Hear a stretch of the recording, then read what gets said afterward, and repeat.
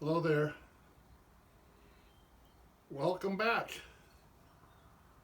Welcome again if you're a returning viewer. You have found Santa's studio. You're allowed in through these videos to see Santa in his private study, his private studio. No one else is allowed in here. Only you. You can find Santa on my YouTube channel, Santa Jeff Claus. Santa Jeff Claus. And on my YouTube channel you can see past videos of Santa visiting with you and sharing different items that Santa uses, telling stories, reading stories, and sharing other items that Santa might be using in his fun times as Santa. So again, welcome to you. And we always start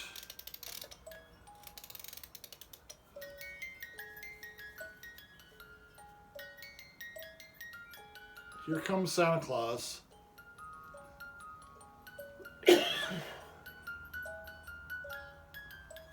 I love my snow globe.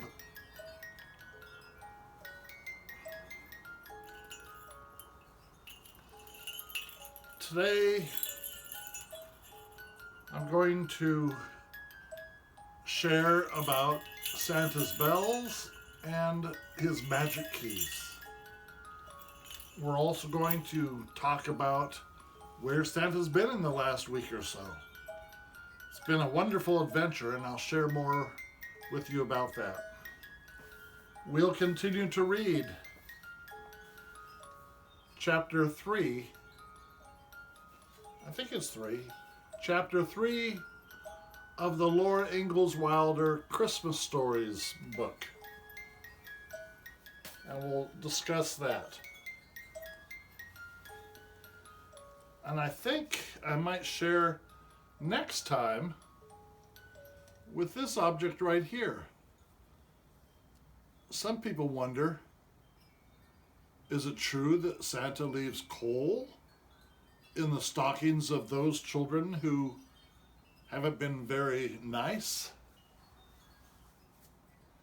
Again, welcome to Santa's studio. Sit back and relax. I hope you'll have a good time. Well, this is now a week after what we here in America and the North Pole and in some other countries around the world call Thanksgiving. I spoke a little bit about it last week, what its purpose is, a little bit about the history. I hope your Thanksgiving was wonderful and that you had enough food and you had good friendship and fellowship with your family and friends.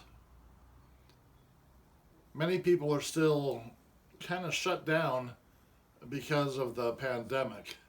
The COVID is still hitting us hard around the world. But I hope in Thanksgiving you were able to give thanks for the blessings you have in your life. And I asked you last week, if you remember, to find some way to be nice or take care of someone and provide other people with a reason to be thankful. Santa gathered with Mrs. Claus and all of the elves, and we had a wonderful feast. Oh, the food was delicious. Santa's got to learn not to eat so much. And so, even though there were lots of tempting things, Santa didn't eat as much as he might have wanted to. But it was a wonderful, wonderful day. And here we are now, after Thanksgiving, moving toward Christmas in just about 25, maybe 24 days, where I'll hop into the sleigh with lots of presents and fly around the world and come and visit everyone with presents. Many of you like Santa telling a little bit of story about what he has done in the weeks between our visits here. Well, I think I mentioned last week that I was asked to be Santa and make an appearance at a place in Southern California, a place called Laguna Beach, which is just about an hour south of Los Angeles. They have a winter festival. Lots of things for children to do. Petting zoo, lots of music, art, crafts, and of course Santa. I am there in a wonderful little house where children can come and see Santa. There's food, beautiful lights, beautiful trees are decorated, and I actually see hundreds and hundreds and hundreds of children every day when I'm down there. It's located at the Sawdust Festival grounds on Laguna Beach. They have a website, and it's called Winter Fantasy. If you're in Southern California, it's a delightful experience, and I'd welcome you to come and see Santa there in Laguna Beach. All kinds of wonderful things. I see everything from 3-week-old babies to 90, let's see, I had a 92-year-old woman come and visit with Santa. And it's just wonderful to be able to share the joy of Santa and the season of Christmas. But remember, there are lots of different celebrations around the world. Hanukkah, Kwanzaa, and some people prefer simply saying Happy Holidays. And Happy Holidays means happiness and joy to everyone who celebrates some form of event or celebration during this time of the year. Wonderful. Should we go on to chapter 3? I think that's where we're at. Chapter 1, we were introduced to the Ingalls family. Mary is the oldest sister, and then Laura is the middle sister, about 8. And then there's Carrie, the little baby toddler. And that's what we were doing in chapter 1, being introduced to the Ingalls. Chapter 2, if you remember, the Ingalls were having cousins come to visit them. And that's what they did. The girls were just so excited to have their cousins come and visit them. There had been a blizzard, a snowstorm, and it was hard for them to get through, but they made it through. Santa's got a wee bit of a cough. Chapter 3, Christmas Morning. On Christmas morning, Laura, Mary, and all of the cousins woke up at the same time. They looked at their stockings. Something was in them. Santa Claus had been there. It was true. Santa comes only when they're asleep. Alice and Ella and Laura and Peter ran shouting to see what Santa Claus had brought. In each stocking there was a pair of bright red mittens and a long stick of red and white striped peppermint candy. They were all so happy they could hardly talk. They looked with shining eyes at their Christmas presents. But Laura was happiest of all. Santa Claus had brought Laura a rag doll. I must stop here and say, as Santa visits with children, the presents they're asking for are completely different than those in this story. The presents Santa I get requests for are LOL dolls, Barbie. Unicorns are very popular this year. A lot of the older kids, the teenagers, they want new cell phones or new gaming sets. And so the requests are very, very wide in range, but none of them have asked for a simple rag doll or a piece of candy. You see, back in these times, they were very, very poor. Poor in terms of money and material things. There wasn't a lot. They didn't have stores everywhere. They were responsible for getting their own food pretty much and making their own presents.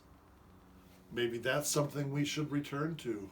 Everyone making their own presents for other people. Well, Laura was so pleased that she got this little rag doll. Now you remember Santa mentioned that this is a chapter book. It goes in chapters, and there aren't a lot of illustrations or drawings, but that was one of Laura with her new doll. The doll was beautiful. She had a face of white cloth with black buttons for eyes. Her cheeks and mouth were rosy red, and her hair was black and curly. She had little red flannel stockings and little black cloth shoes. Her dress was a pretty pink and a blue calico. The doll was so beautiful that Laura could not say a word. She just held her tightly and forgot everything else. She did not know that everyone was looking at her. Did you ever see such big eyes? Auntie Eliza said. The other girls were not jealous because Laura had mittens and candy and a doll. Laura was the littlest girl except for the baby Carrie, and Aunt Eliza's baby. The babies were too small for dolls. They were so small they did not even know who Santa Claus was. They just put their fingers in their mouths and wiggled because of all of the excitement. Laura sat down on the edge of the bed and held her doll. She loved her red mittens and she loved the candy, but she loved her doll best of all. She named her dolly Charlotte. Laura, Ma said, aren't you going to let the other girls hold your doll? Ma meant that little girls must not be selfish. So Laura let Mary take the beautiful doll, and then Alice held her for a minute, and then Eliza appreciated it again as a mommy would. Ella held the doll too. They smoothed the pretty dress. They looked at the red flannel stockings and the cloth shoes and the curly black woolen hair. But Laura was glad when Charlotte was finally safe in her arms again. Then they all looked at each other's mittens and tried on their own. Peter bit a large piece out of his candy stick. But Alice and Ella and Mary and Laura licked theirs to make them last longer. Pa and Uncle Peter each had a pair of new warm mittens. Excuse me. They were knit in little squares of red and white. Ma and Aunt Eliza had made them. Aunt Eliza had brought Ma a large red apple stuck full of cloves. Cloves are kind of like a spicy, cinnamony smell. Oh, it smelled delicious. The apple with the cloves. Ma gave Aunt Eliza a little needle book she had made from bits of silk and soft white flannel. The flannel would keep the needles from rusting. They all looked at the beautiful shelf that Pa had made for Ma. And Aunt Eliza said that Uncle Peter had also made one for her with different carvings on it. Santa Claus had not given the grown-ups anything at all. It wasn't because they hadn't been good. Ma and Pa were very good. It was because they were grown up, and grown-ups must give presents to each other. Finally, all the presents were put away for a little while. Peter went out with the men to do the chores. Alice and Ella helped Aunt Eliza make the beds. Laura and Mary set the table, and Ma started to prepare breakfast. For breakfast, there were pancakes. Ma made a pancake man for each of the children. Have you ever had pancakes made in different shapes?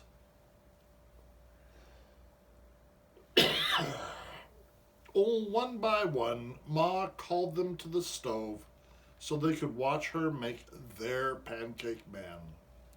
Laura watched as Ma took a spoonful of batter and put arms, legs, and a head on her pancake man. It was exciting to watch her quickly turn the whole little man over on the hot griddle.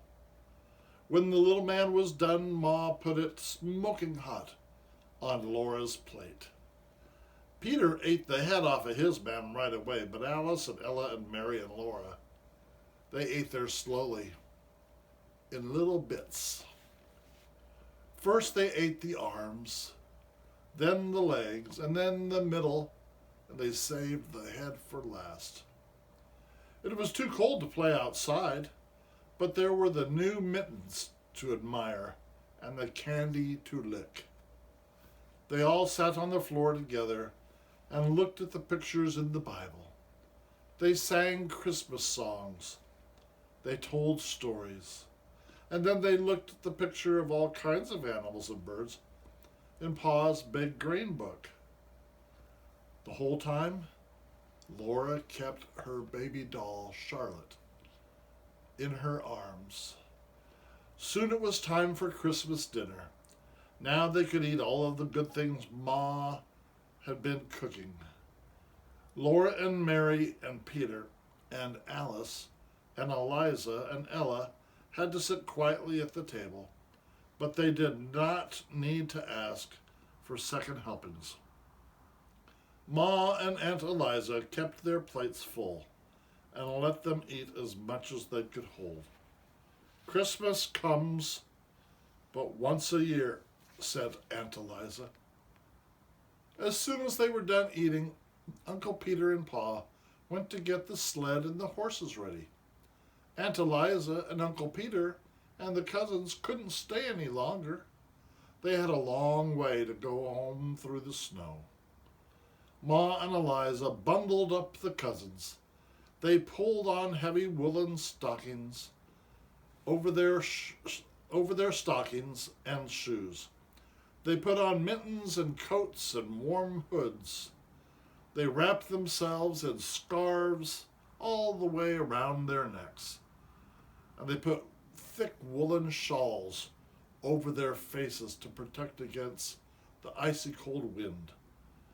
Ma slipped piping hot baked potatoes into their pockets to keep their hands warm on the long journey home. Aunt Eliza's flat irons were hot on the stove, ready to put at their feet in the sled. The blankets and the quilts and the buffalo robes had been warmed too. When they were all bundled up as they were supposed to be, they all got into the big bobsled. Pa tucked the last blanket around them. They looked cozy and warm. Goodbye, goodbye, they called, and off they went. The horses trotted through the snow, and the sleigh bells rang out in the frosty air. In just a little while, the merry sound of the bells was gone. Christmas was over, but what a happy Christmas it had been. The end of chapter 3. Next week, we'll read chapter 4, Christmas on the Prairie. I hope you enjoyed our story. I told you a little bit about Santa's adventures this last week at Winter Fantasy, where Santa was able to see hundreds and hundreds of children, and they got to play and have a wonderful time there in Laguna Beach. Last week I mentioned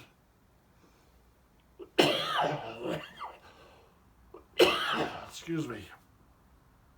Last week I mentioned that I would share an item that Santa uses. You've seen Santa's big boots. You've seen his big buckle and his belt to hold his pants up. You've seen his suspenders. Today we're going to see a small object before we close. Can you see what these are? Can you hear what they are? These are bells that Santa carries with him wherever I go. I put them on my wrist just like this. And they hang here, and when I walk around, they ring. When I'm at someone's home delivering gifts, and I'm in the child's room leaving the gifts under the Christmas tree or in the stocking, and when I'm all done, I ring the bells, and that's the hint for the reindeer to get ready. Santa was going to go up that chimney one more time and hop back in that sleigh. And with a shake of the bells, the sleigh with the reindeer pulling it, led by Rudolph, would take off and go to the next home. Now, I mentioned the word chimney. You know that Santa comes down the chimney and Santa goes back up the chimney. It's kind of a magic to be able to do that, isn't it? But there's one other thing on this bell. Along with the bells, I have 2 keys. Children often ask Santa, Santa, what do you do if I don't have a chimney? Can I still get my presents? Even when I'm visiting with all the children at the special events I go to, children ask me that question. Santa, I don't have a chimney. Can you still get presents to me? I've been a good boy or girl. And that's what these keys are for. I have 2. Some children ask, Santa, why do you have 2? You can see that one is old-fashioned and it says Santa on it, and the other is more modern looking. One is for the older homes, one is for the newer homes, because they have different kinds of locks on their doors, don't they? And so here's what we do. If a child comes before Santa and doesn't have a chimney, I assure them, do not worry. Santa will be there to deliver presents. And what we do is the child activates the magic in each key, and we put our fingers together on the keys, and we count to 5. 1, 2, 3, 4, 5. And that will allow Santa to deliver presents to children that don't have chimneys. The other question I get a lot is, Santa, I'm not going to be in my normal house for Christmas. Will you find me? I'm going to be at my grandma's house or my auntie's house or a cousin's house, many times far, far away. A lot of times children don't know if those people have a chimney or not. And so what we do is we, again, touch the keys and count to 5, just to be sure that Santa will be able to find them using his GPS and the key magic. It all makes wonderful sense, doesn't it? The keys allow Santa into homes where there are no chimneys, and the bells help to call the reindeer when I'm ready to leave. What a wonderful visit we've had. Our time together seems to go too quickly, doesn't it? Today we read chapter 3 of the Laura Ingalls Wilder book. We learned about Santa's magic key and his bells. We introduced you to coal, that object that I showed you. Santa told stories about his adventures in Laguna Beach, where he's being able to see hundreds and hundreds and hundreds of children. Do you remember what we talk about at the end? I remind you that between now and the next time we gather, in closing, do the very best you can. Take care of each other. Brothers and sisters, or two brothers or two sisters, I ask them how they're doing and if they're taking care of each other. I ask them if they're helping parents or grandpa. And so I would encourage you to continue to do that. Be the best that you can be. Be kind and helpful. Use nice words, words that help, not words that hurt.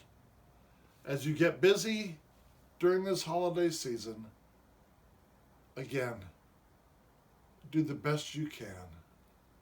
And until I see you in 1 week, Merry Christmas. Happy holidays. Happy Hanukkah. Happy Kwanzaa. All of the holidays. And remember, you can watch this video on Santa's YouTube channel called Santa Jeff Claus. Santa Jeff Claus. The elves will be checking to see if we recorded this, and they'll be uploading it to that website in the next few hours.